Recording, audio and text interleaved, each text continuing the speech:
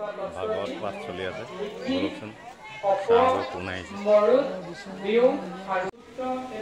উত্তম শব্দ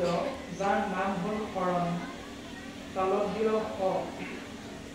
হ মানে হ'ল আমাৰ এই শৰীৰটো ৰ মানে হ'ল মন বা দেহ মূৰ্ধন্য ন মানে হ'ল চৈতন্য অৰ্থাৎ শৰীৰ আৰু মনক চৈতন্য শক্তি ঈশ্বৰ কৃষ্ণ দেৱৰ দিশেৰে অবিশ্ৰামভাৱে ভাবিত কৰাই নিয়া ব্যৱস্থাটোৰ নামে হ'ল শৰণ ই হ'ল আধ্যাত্মিক অৰ্থাৎ কোনো দেখুৱাই দিয়া ব্যৱস্থা নহয় দেখুৱাই থকা ব্যৱস্থাও নহয় ই জ্ঞানৰ জৰিয়তে উদ্ভৱ হোৱা হৃদয়ৰ অনুভৱৰ বস্তু বোলে বা শৰণ কিমান চনত ললা 2000 চনত বোলে এতিয়া কি চন 2024 চন 24 বছৰ হ'ল শৰণ লোৱা বোলে বা তুমিনো কিমান চনত ললা আমি তোমাতকৈ 5 বছৰ মানে ডাঙৰ বোলে কেতিয়া ললা 1995 চনত ললো দিয়া তোমাকে আমি 5 বছৰ আগতে শৰণ ললো মানে তোমাকে আমি 5 বছৰ ডাঙৰ বয়সৰ কথা নাই ভক্তি ৰাজ্যখনত প্ৰৱেশ কৰা খোজ দিয়াৰ ক্ষেত্ৰত শৰণ প্ৰক্ৰিয়াৰে এই ব্যৱস্থাটো ইজন বা 5 বছৰ ডাঙৰ প্ৰশ্নটো হ'ল বোলে বা যন্ত্ৰটো আনিব লাগে কি যন্ত্ৰ শৰণ জোখা ভক্তি জোখা মোতকৈ 5 বছৰ আগতে শৰণ ল'লে কিমান কেজি শৰণ হৈছে কেই কুইণ্টল শৰণ হৈছে আমি জুখিব লাগিব আছেনে এনেকুৱা এটা যন্ত্ৰ ভজন কেতিয়া ল'লা ইমান চনত বোলে আনাচোন যন্ত্ৰ কিবা ভক্তি কেই কেজি হৈছে জুখিব লাগিব আছেনে এনেকুৱা যন্ত্ৰ কেৱল ই হ'ল হৃদয়ৰ অনুভৱৰ বস্তু আপোনাৰ ভাৱনাত শৰণৰ বস্তু প্ৰকাশ কৰিব আপোনাৰ স্বভাৱত শৰণৰ বস্তু প্ৰকাশ হ'ব আপোনাৰ চিন্তাত শৰণৰ বস্তু প্ৰকাশ হ'ব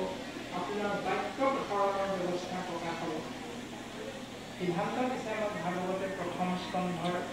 পদম ছন্দত যিটো বাইকে নাই নাম কৃষ্ণৰ চৰিত্ৰ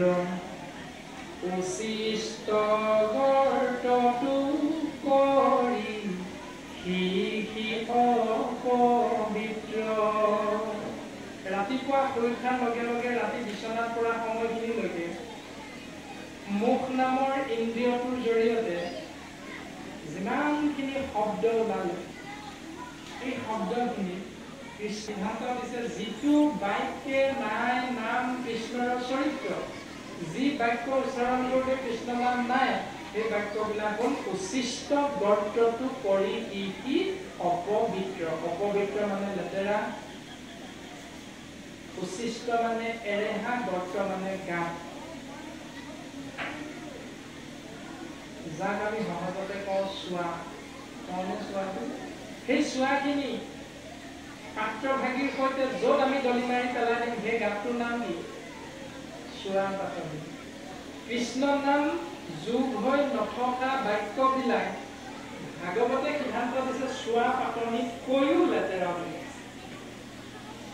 মানুহজনে আউনীআটী সত্ৰত গৈ শৰণ ল'লে নাই ল'লে ব্যক্তিজনে আউনীআটী সত্ৰত গৈ ভজন ল'লে নাই ল'লে